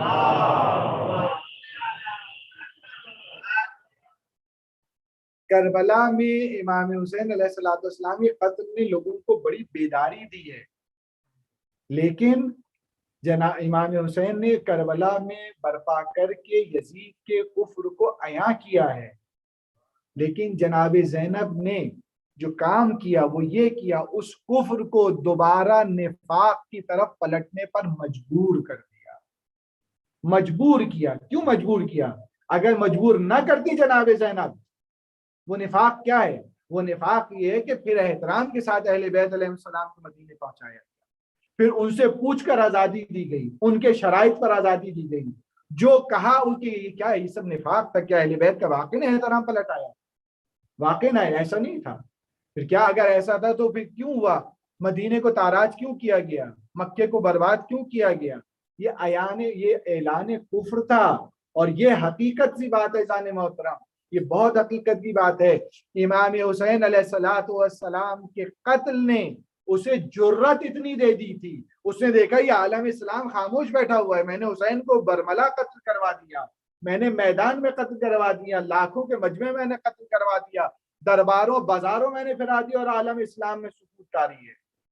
اس کو نہیں سمجھ آ رہا تھا حسین نے اپنی مظلومیت سے تمہارے کفر کو عیاں کیا ہے، اور پھر زینب تمہاری کفر کو پھر نفاق میں بدل دیں گی، پھر تمہیں منافقانہ زندگی گزارنے پہ. اور یہ کیوں کیا ہے بتاتا ہوں، کر دیں گی کیوں. جو اہم بات کہنا چاہوں وہ یہ کہنا چاہ رہا ہوں، عزیزان محترم، آج بھی مسلمان دھوکے میں رہ جاتے بڑی تعداد. اگر یزید مدینے پہ حملہ نہ کرتا، اگر مکے پہ حملہ نہ کرتا، آج بھی شاید امام حسین کے قتل کو لوگ پی جاتے، آج بھی امام حسین کے قتل کا جو لوگ انکار کر دیتے. آج بھی کونے کناروں سے کہیں سے آپ نے آواز سنی ہے؟ کہیں سے آواز آج تک سنی ہے آپ نے کہ مدینے پہ جو حملہ کیا تھا وہ خلیفہ رسول کا بالکل حق تھا، مکے پہ جو حملہ ہوا تھا حق تھا؟ کہیں سے آپ نے آواز نہیں سنی. لیکن بعض خبیث و اخبث افراد جو ہیں وہ یہ کہتے نظر آتے ہیں کہ خلافت کے خلاف جو ہے نعوذ باللہ امام نے بغاوت. یہ آج بھی خبیث بعض افراد کہتے نظر آتے. تو یہ فکر رائج ہو جاتی، لیکن امام حسین نے اس کفر کو عیاں کروا دیا تھا.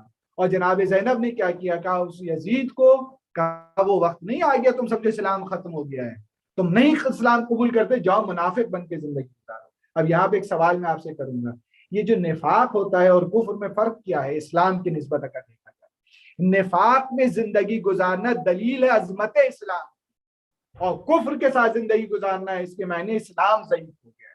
جب کفر سامنے آ جاتا ہے تو اس کے معنی اسلام کو ضعیف سمجھ رہے ہیں، لیکن اگر نفاق کا لباس اوڑھ کے اس کے معنی اسلام کی عظمت کے قائل ہیں. جناب زینب نے اسلام کی عظمت کو بنوایا کہ یزید کو پھر نفاق کا لباس اوڑھنا پڑا، اور یزید کے بعد جتنے خلفاء آتے رہے وہ نفاق کا لباس اوڑھتے رہے. پھر کوئی نہیں جرأت کر سکا کہ وہ کربلا برپا کر. صلوات پڑھیں محمد و آل محمد. انشاءاللہ اس سے آگے گفتگو بعد میں 28 رجب کو آئے گی، اسی عنوان سے گفتگو ہوگی. لیکن یہاں پہ ایک سوال، اس کے بعد بات تمام ہوتی ہے. عزیزان محترم، امام نے جو کفر کو برملا کیا اور جناب زینب نے اس کو نفاق پہ پھر جینے پہ مجبور کیا، یہ عظمت اسلام کی علامت تھی، اور یہ جناب زینب نے کیا کارنامہ تھا. جناب تم یہ سمجھ رہے ہو حسین کو قتل کر جانے کے بعد اسلام ختم کر دیا تم نے، اب اسلام کی قدرت و طاقت و ہیبت سب ختم ہو گئی؟ ایسا کچھ نہیں ہوا. دوبارہ جو ہے جناب زینب نے کیا. لیکن اب ایک سوال یہ ہے کہ ابھی بھی ہمارے درمیان ایک بات آتی ہے کہ امام حسین نے کیوں قیام کیا؟ کہا یزید جو تھا وہ شراب خور تھا، بندروں سے کھیلتا تھا، طوائفوں کو نچاتا تھا، تو متوکل بھی یہی کام کرتا تھا، متوکل بھی یہی تو کام کرتا تھا. لیکن امام ہادی امام علی نے تو ایسا کوئی قیام نہیں کیا. اور بادشاہ اور خلفاء جو تھے وہ بھی تو شراب نوشی کرتے تھے، طوائفیں نچواتے تھے. شاید بندر نہیں نچوائے انہوں نے، لیکن یہ دو کام تو کامن تھے، شراب خوری اور یہ. تو وہاں پہ تو قیام نظر نہیں آتا. عزیزان محترم واقعی اس لیے صرف قیام تھا؟ نہیں، امام حسین کا قیام جو تھا وہ یزید کے یہ جو گھٹیا اعمال تھے اس کے خلاف فقط نہیں تھا. امام حسین علیہ السلام قیام اقدار کی جو پامالی تھی، یعنی شراب نوشی کو کبھی نہیں سمجھا جا رہا تھا، طوائفوں کو نچانے کو کبھی نہیں سمجھا جا رہا تھا. امام حسین نے یہ دین کو رسوا سمجھا کیا جا رہا تھا. امام حسین نے اقدار کی بنا پہ جنگ کی. امام حسین علیہ السلام ورنہ سوال اگر فرض کریں امام حسین علیہ السلام کے 72 افراد جواب نہیں دیتے، کیوں لوگ کہیں گے فلاں امام کے ساتھ 72 افراد نہیں تھے، امام حسین کو 72 مل گئے تھے. اچھا چلیے امام حسین کو مل گئے تھے، امام حسین کو 72 نہ ملتے تو کیا امام قیام نہ کرتے؟ ایسے یزید کو کفر بکنے دیتے، یا ایسے یزید کو کھلا چھوڑ دیتے، ایسے جو سب کو برملا چلتا رہتا؟ ایسا نہیں ہے، تاریخ میں نہیں. اور تاریخ میں یہ بات ثابت ہے، میں کوئی اپنی طرف سے تحلیل ہوتے وہ نہیں کر رہا ہوں، تاریخ میں بات ثابت ہے. امام جو ہے تک و تنہا یزید کے مقابلے میں کھڑے ہونا چاہتے تھے، تک و تنہا. اگر کوئی بھی امام کا ساتھ نہ دیتا، اور اس کی گواہ شب عاشور ہے، اس کی گواہ صبح عاشور ہے کہ بلا بلا کر امام نے لوگوں سے کہا دیکھو یہ میرا قتل کرنا چاہتے، تمہیں قتل نہیں کرنا چاہتے. واحد ہے کربلا وہ جنگ، واحد جنگ ہے جس میں لشکریوں کو جمع نہیں کیا گیا، لشکریوں کو جانے کو کہا گیا. کیونکہ کربلا کوئی نظامی یعنی فوجی جنگ نہیں تھی، کربلا اقدار کی جنگ تھی، کربلا دین کی جنگ تھی، کربلا نظریے کی جنگ تھی، کربلا حق کی جنگ تھی. امام حسین جانتے تھے کہ یہ میرا دشمن ہے، لہٰذا امام حسین لوگوں سے کہہ رہے تمہیں جانا تو چلے جاؤ، واپس چلے گی، تم سے اس کا تعلق نہیں ہے، یزید تمہیں قتل نہیں کرنا چاہتا. حضرت عباس تک کے لیے تو امان نامہ آ گیا تھا، اور کسی قمر بنی ہاشم کے لیے سب سے قریب رشتہ، سب سے قریب شخصیت کے لیے تو کربلا میں امان نامہ موجود تھا.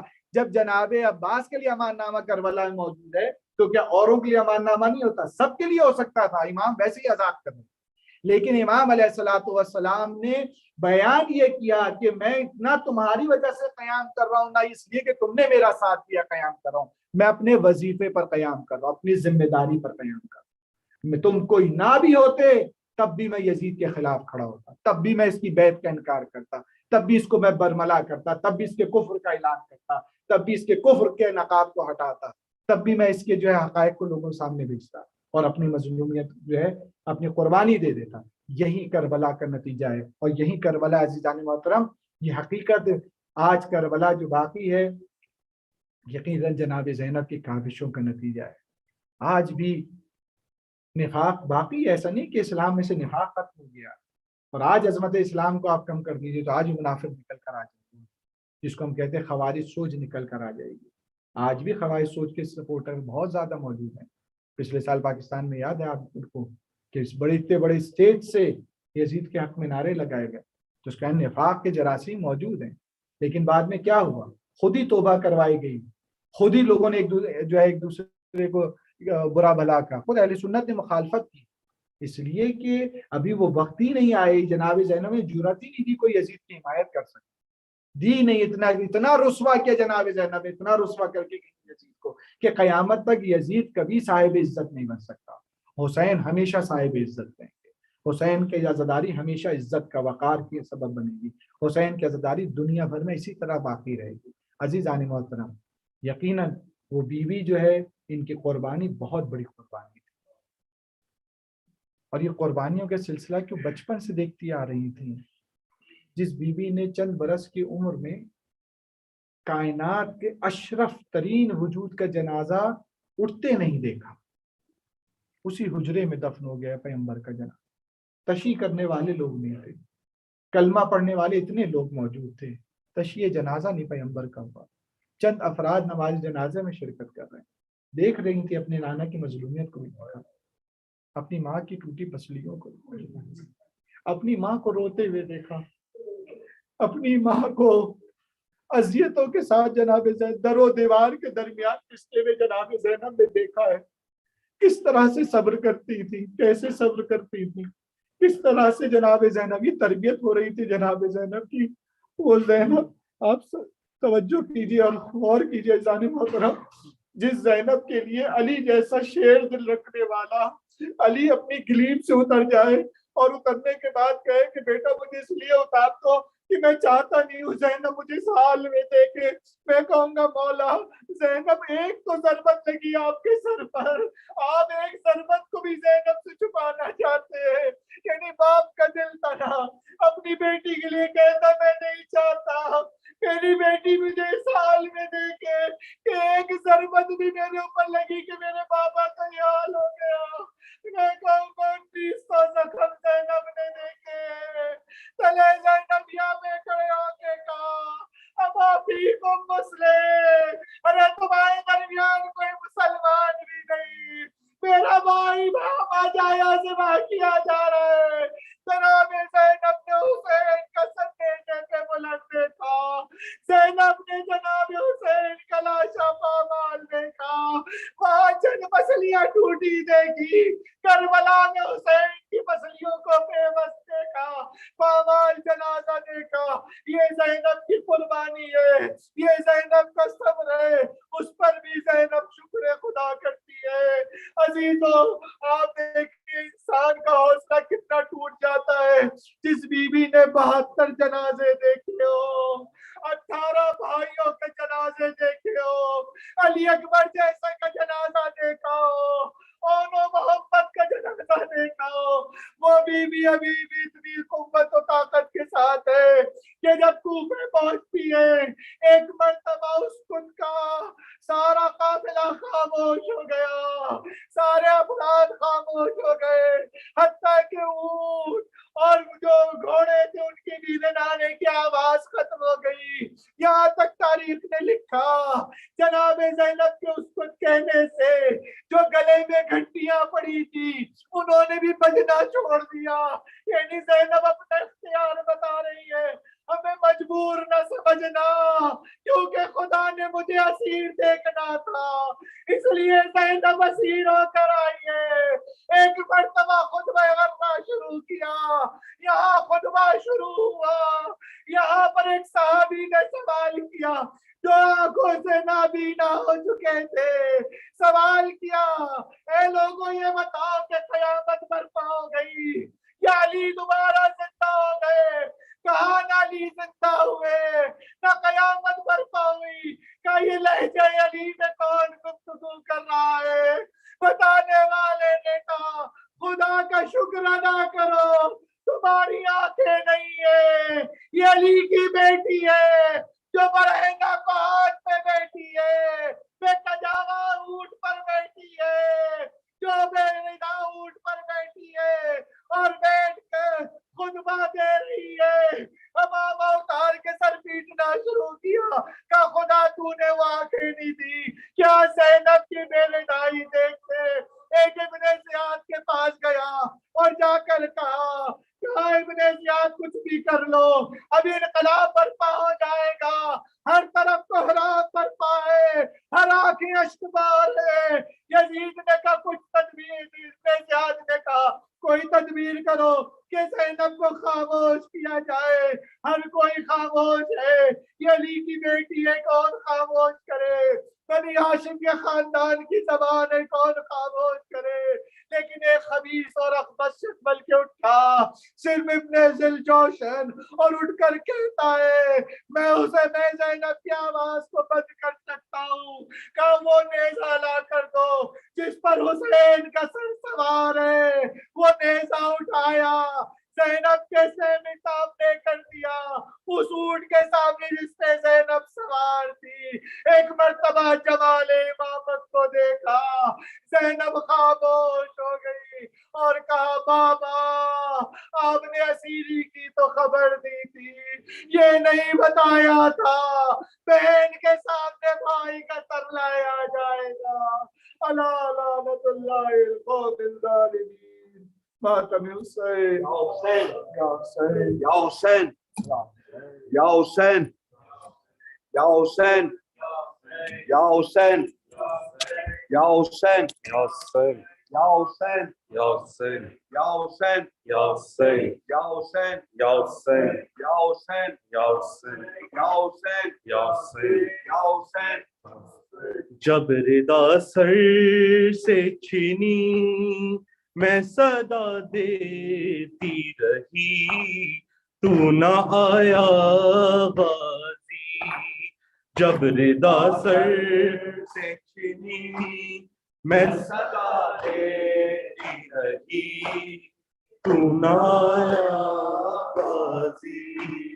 آل عمران نے کہا اور زندہ نے کہا یہ بہن قید ہوئی تو نہ آیا غازی.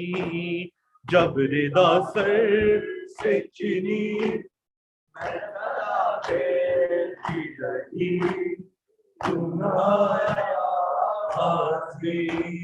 ہم کو پانی نہ ملے تیری خوشبو تو رہے تیرے بازو نہ کٹے چاہے مشکی سچے دے یہ مگر ہو نہ سکا تیرے بازو ہے جدا مجھ پہ ہے تش نہ لبی تو نہ آیا غازی.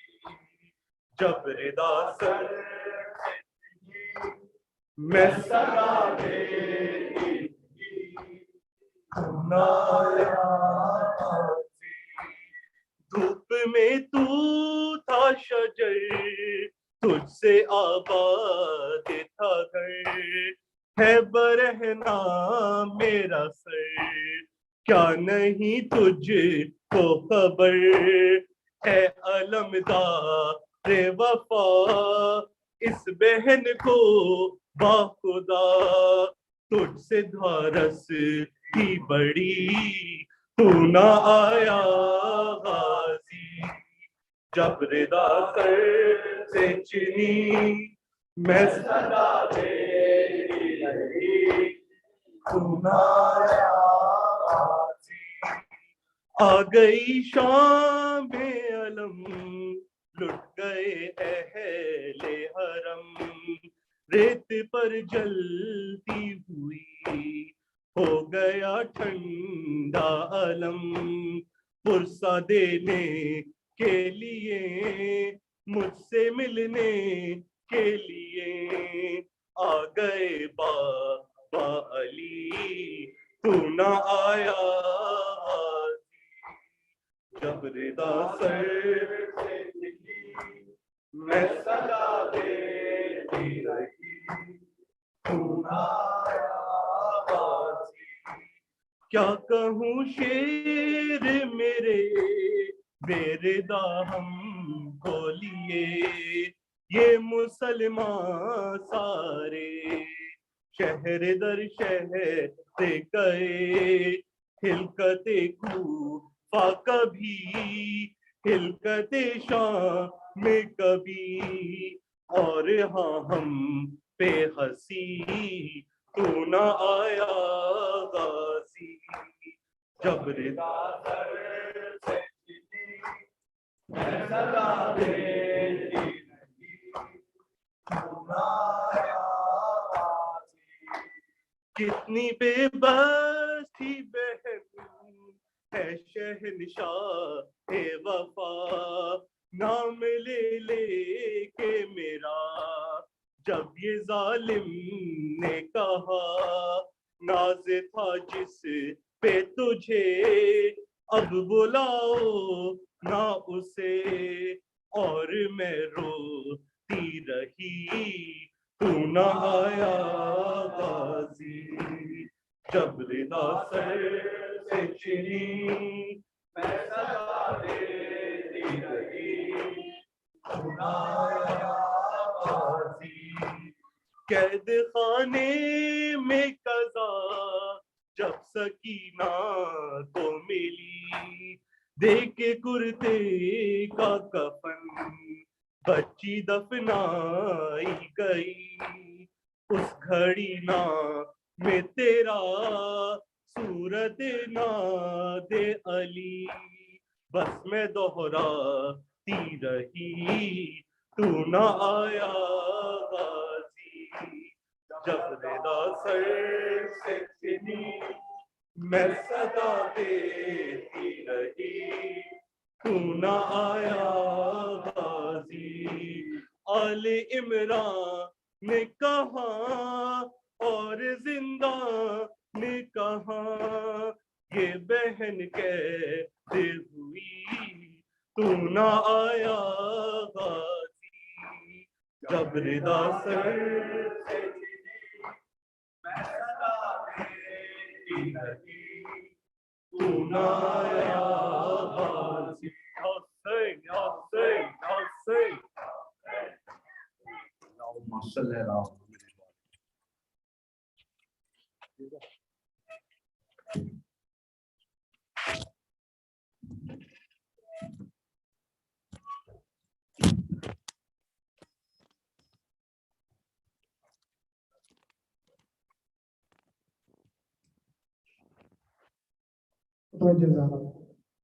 صلی اللہ علیہ یا نبی اللہ، صلی اللہ علیہ یا حبیب اللہ، صلی اللہ علیہ یا خاتم النبیین، السلام علیکم یا مولا یا امیر المومنین، السلام علیکم یا سید الوصیین، السلام علیکم یا فاطمہ الزہراء بنت رسول اللہ، السلام علیکم یا حسن المجتبی و حسین شہید بکربلا وارث امیر المومنین، السلام علیکم یا زینب بنت امیر المومنین، السلام علیکم جمیع شہداء کربلا ورحمۃ اللہ وبرکاتہ، السلام علیکم یا مولا یا غریب الغرباء، السلام علیکم یا معین الضعفاء والفقراء، السلام علیکم یا شمس الشموس و یا انیس النفوس، یا ایھا المدفون بأرض طوس، السلطان ابو الحسن یا علی ابن موسیٰ الرضا، کن شفیعنا و شفیع والدینا فی یوم الجزاء، السلام علیکم وعلی اختک معصومہ بنت رسول اللہ، السلام علیکم وعلی آبائک السبعہ وابنائک الاربعہ ورحمۃ اللہ وبرکاتہ، السلام علیکم مولاي صاحب عصر والزمان سیدی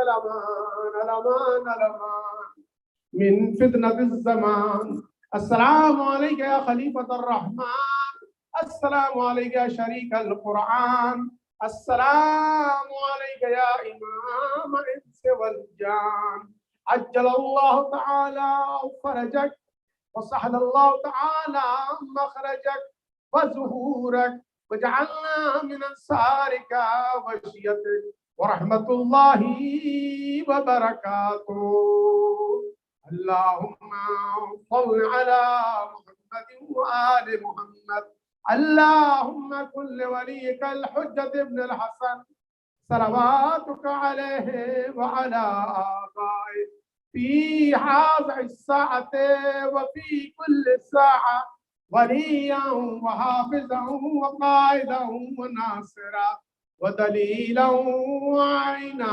حتى تسكنه أرضك طوعا وتمتعه فيها طويلا برحمتك يا أرحم الراحمين.